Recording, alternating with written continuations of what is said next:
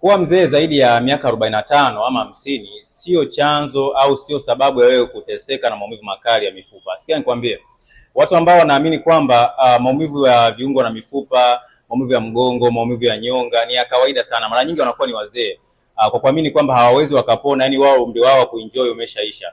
Ngoja nikwambie kitu, yani ukiona mzee unapitia haya maumivu wakati mrefu, maana yake inamaanisha nini? Kuna chanzo kidogo sana ambacho mara nyingi kinaambatana na kinga ya mwili. Yaani unapokuwa umri unaenda, kinga ya mwili inakuwa inashuka. Kwa hiyo inakuwa ni rahisi kuwa attack na magonjwa mengi sana, hasa ya viungo na mifupa. Lakini ni kwa sababu mwili umeshaathirika na kazi za muda mrefu, seli zimeshaanza kuchoka, unit zako za mwili zimeshaanza kuchoka. Kwa hiyo sio kwamba utashindwa kuwa shababi ukarudi katika ile hali yako ya kawaida kama ulivyokuwa kijana. Hapana, unaweza.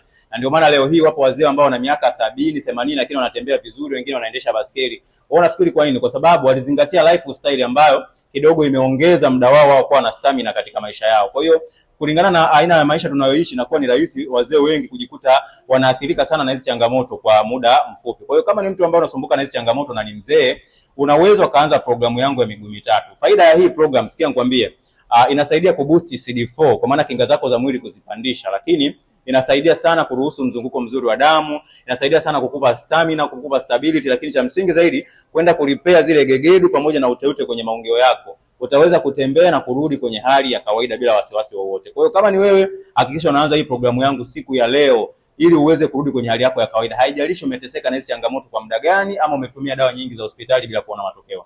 Karibu sana. Naitwa Dr. Maxi. Hakikisha unanitafuta moja kwa moja ili niweze kukusaidia. Karibu sana.